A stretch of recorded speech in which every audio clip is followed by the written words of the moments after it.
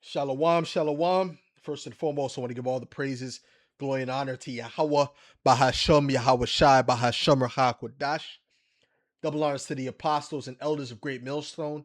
Salutations, much love and respect to you, Akim, out there, pushing this word out in truth and sincerity. This is your brother Chaya Napash coming at you with another lesson. And this lesson is going to be entitled Canada Post is Bankrupt, Another Sign of the Downfall of this Society. And this also ties in with what the MOTB and the grinding ceasing. Okay. It ties in with all of that because, the reason why Canada Post is failing has to do with the digit, digitization, the digitization, excuse me, of this society. Okay, it goes into it in this video, and I watched this video a couple days ago, and I said I had to do a lesson on this. So I'm gonna play this video, but before I play this, I'm gonna get Ecclesiastes 12, and I'll start at verse 3. It says, "In the day when the keepers of the house shall tremble, and the strong men shall bow themselves." Now, the keepers of the house, that goes into what those that are economists and those also um that also watch for the things to come dealing with the society. Okay, mainly the economy, because when you look up this word, I believe it's oikonomia, or not here, but in the Greek, the equivalent word would be oikonomia. Okay, which means essentially oikonomia means keeper of the house, and that's where you get the word economy from. Matter of fact, let's go to the scripture that speaks about that. It speaks about a steward. I think there's a T in that. Steward, no. Steward. I feel like there's a D in that word. No, okay. Steward. No, there should be an R here. Steward. No. Steward. Hmm, hmm. Right. Okay, good. Now this is Luke 16, right? And this is the parable of the steward, right? Of the unrighteous steward. I'll read it. It says, "And he said also unto his disciples, there was a certain rich man which had a steward, and the same was accused unto him that he had wasted his goods," because the steward was the keeper of the house, which really means he was a keeper of the goods that were inside of the house. Okay, the economist, they watch the goods, and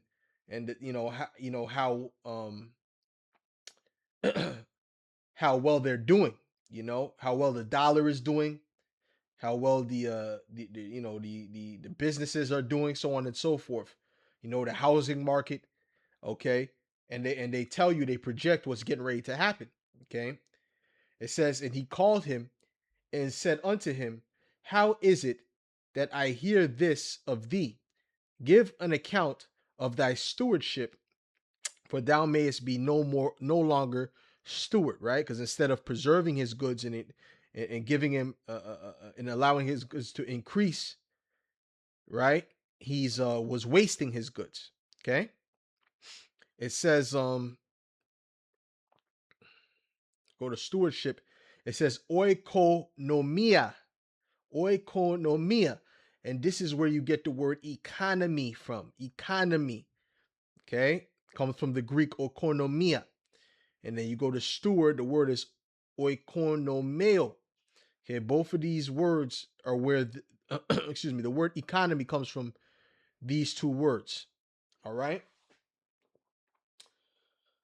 So that's my point. So when it says about the keepers of the house, okay, it's really matter of fact, what I should have did was looked up the definition here. Let's look up the definition of steward. Says to manage the affairs of a household. Okay? So the keepers of the house is those that manage the affairs of the household. Okay? So let's read this again with understanding.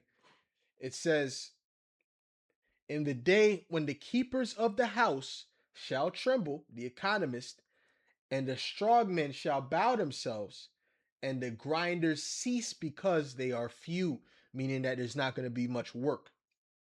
Okay, we're in that time. These economists have been sounding the alarm for years now. You know, since the apostles and elders have been on the internet, the economists have been sounding the alarm. You know, Gerald Salente, Dollar Vigilante, all these different individuals have seen the downfall of this economy. You know, some of them try to sugarcoat it or whatever, but many of them just say, listen, it's done, it's finished, this place is done, it's on its way down. Right? And if I'm not mistaken, it was Gerald Salente that said this place is CTD, which means circling the drain. Okay? These are the keepers of the house. And those that look out of the windows be darkened, so they don't see any future for this place. Okay, so when they look out the window, it looks dark. And the doors shall be shut in the streets when the sound of the grinding is low. Yep, and these different businesses boarded up. Okay, we had a business that we used to prophesy in front of, the Bay, which was the oldest company, or at least one of the oldest companies in Canada. This has been around. The company's been around damn near since the foundation of Canada, and that has went out of business. Okay, that's a sign of the downfall of this place. And before Babylon goes down, Canada is going to go down, because Canada's economy is weaker and it's very much tied to Babylon's economy. America's economy, whatever happens to, let's say if America gets a cold, Canada will get will catch cancer, man. Okay, that's how serious it is.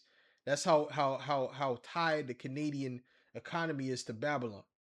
Okay, it says, and he shall rise up at the voice of the bird, and all the daughters of music shall be brought low. Okay, so people ain't gonna be in that joyous spirit anymore.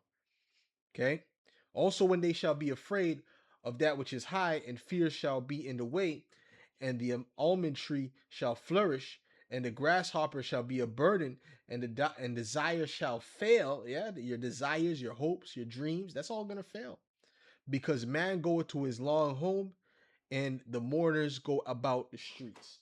Now let's go to this video and let's play this. Post is trying to escape a burning building. Now, Canada Post is the equivalent of the United States Postal Service in America. So think about that. Canada Post is trying to escape a burning building. Why is the building on fire? That would be a great question, if not for the more pressing fact that there's a giant ball and chain tied to Canada Post's ankle. There is a voice from outside shouting instructions for how to escape, except now the ball and chain's on fire too, and who knows if it's even possible at this point for Canada Post to find the exit. The fire? That's from Canada Post burning through cash. Hundreds of millions of dollars a year for the last 7 years, amounting to almost $4 billion in losses. The ball and chain. That's the set of rules some see as a straitjacket, which binds the Crown Corporation to unrealistic expectations, preventing it from saving itself. And the voice from outside. That's the federal government. Canada Post is an institution worth saving. It's an institution that needs saving. The minister responsible for Canada Post has just outlined what he calls a start. This is a pivotal moment, not just for the corporation, but for Canadians who rely on it every single day. But the proposed solutions require deep cuts and even deeper compromises. You have a letter in the mail, may not be delivered for some time. Going from 3 to 4 days from non-urgent mail to 3 to 7 days. And they will end home delivery. And the response to that from employees, the union, which has been locked in bitter negotiations, they've just announced they're going on strike again. The union says it's outraged, appalled, and declared a nationwide strike is now on. The end of door-to-door delivery will cost jobs, there's no doubt of that, and it'll be thousands of jobs. So come with me on a journey through Canada Post's Right, so I want to stop there for a second. Thousands of jobs, that goes into the grinding ceasing. Okay, that goes into people not being able to. They had work, and now their work has disappeared. Okay, and this has been happening in Babylon as well. But like I said, Canada is a much smaller economy. Okay, the U.S. is like 12 times. The economy is like 12, 13 times bigger than the Canadian economy. So you know, this is going to affect them immensely. And the Canada Post job was always known as a great government job, with great benefits, and it was like almost impossible to get fired from. So that was looked at as a very secure job, and people are going to find out that what they thought was secure is no longer secure in a falling system. Okay, and that say the same thing is going to happen to Babylon, man, and it's happening. This is Isaiah 19 and 15. It says, matter of fact, I'll start at 14. It says, Yahweh hath mingled a perverse spirit in the midst thereof, and they had caused Egypt to err in every work thereof. And, we're speaking of Canada, which is not Babylon, which Egypt represents Babylon. But like I said, Canada is very similar to Babylon. I call Canada baby Babylon. And, the things that happen in Babylon is going to happen to Canada as well. Okay? You know, Babylon's going to get it the worst, but Canada's going to get it as well. And it's going to be bad. It's going to be very bad. Okay? It says, an example of them erring was all that money that they were burning for the past 7 years that he said ended up to be about how much ever billion he said that they lost. That's somebody who's not managing their company properly. Okay? The rulers of this company are lax. They're not thinking. This could have been prevented if they put measures in place before, but because, they're erring in every way. Let's look up the word err. Okay. They were not able to prevent this. Okay. And this is all by the working of Yahweh Bashem Yahweh Shai, bringing in the downfall of this place. It says to wander, or the Hebrew word, by the way, is Thaya. Thaya. Okay. It says to wander, go astray, stagger,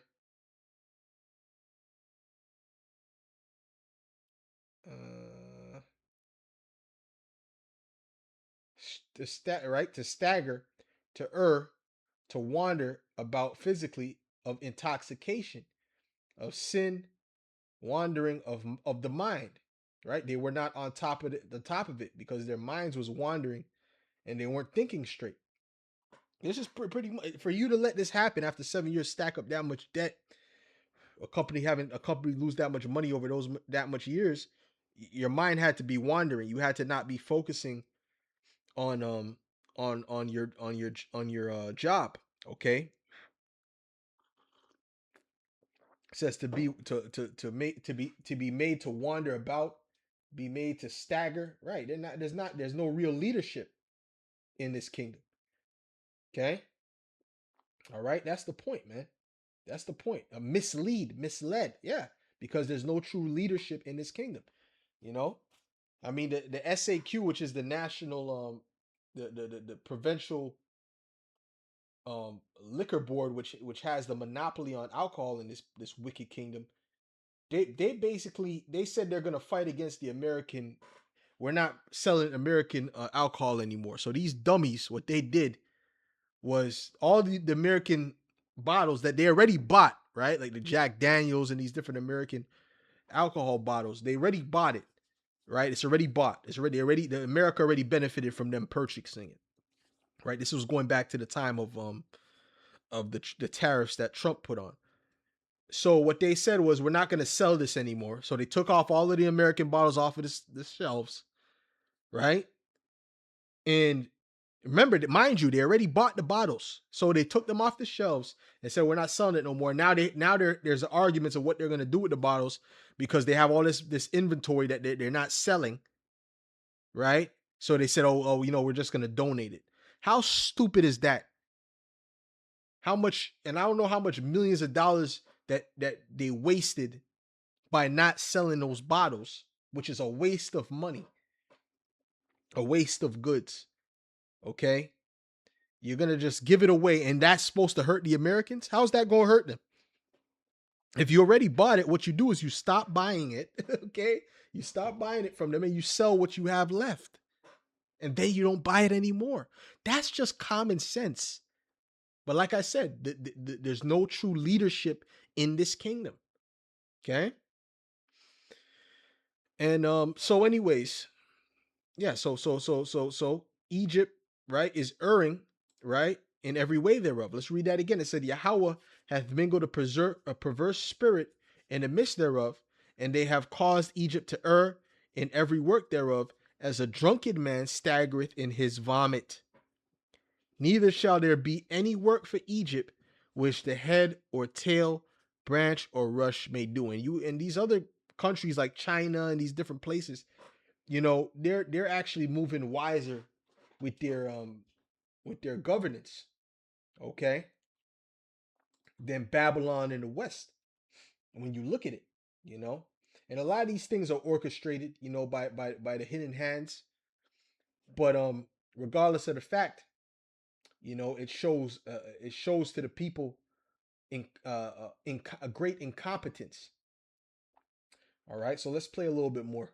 Catastrophic financial situation and what it might come to look like if it can be saved.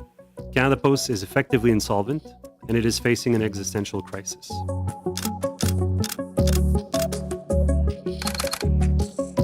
The key to understanding Canada Post's financial trouble is that its greatest strength may have become its greatest weakness. Here's why. Parliament granted a monopoly over letter mail. The letter mail model worked so long as the post office core business is letter mail. And they did that for 2 centuries, and they did it very well. The emergence of the digital economy, which has digitized everything, has destroyed that model. It's made it obsolete. I want to show you something. This graph here shows how the number of addresses Canada Post must deliver to has increased very steadily every year for the last 20 years. So they're having to visit more places. But note how in this other graph, the number of letters they're delivering to each address has steadily gone down. That's a huge problem because both realities taken together make for a crippling hit to efficiency. Like, that's a lot of running around for not much payoff at each stop, which is a downer if you're Canada Post, because their first and foremost charter responsibility is of universal service, with rural regions of the country being an integral part of Canada Post's mandate. Translation: Canada Post must deliver mail 5 days a week to all Canadians, everywhere. Every address has to be served in some way. In exchange, they get a monopoly on letter mail. But here's the really bad news. Well, 20 years ago, Canada Post delivered 5.5 billion letters per year. Today, that number is 2 billion. Letter mail was the core business from the very beginning of the post office. In fact, it was almost all their business. With the emergence of e-commerce in the mid-90s and the digitization of everything, letter mail started to drop precipitously. In the last 15, 20 years, about 2/3 of all letter mail has vanished. Their core foundational business, 2/3 of it has disappeared. Parcels have not made up for it, and they're not competitive in parcels. There's no real way to overstate how delivering letters was just such a huge part of Canada Post's identity. And see, and that's the thing with Esau. Esau doesn't think about the future. He just thinks about, the now. He set up all this digitization. He had all these businesses tell you, we'll deliver the we can send it to you via email. We don't need to they encouraged you not to accept the paper mail. They encourage you to accept it by email, and that was destroying the postal service companies, which is going to destroy thousands of jobs, which is going to keep people bring more people to destitution. so on and so forth. And it's gonna be a domino effect, man. So everywhere you look, man, this place is being dismantled, man. You know, and we're at the end of this kingdom. We're clearly at the end of this kingdom, man. And this is new. This is a day ago. All right, that this was posted. All right. So, Lord willing, this was edifying to the elect, and I'll give all praise, glory, and honor to Yahweh by Hashem, Yahweh Shai by Hashem Dash. Double honors to the apostles and elders of Great Millstone. Salutations. Much love and respect to you, Akim, out there pushing this word out in truth and sincerity. Shalom.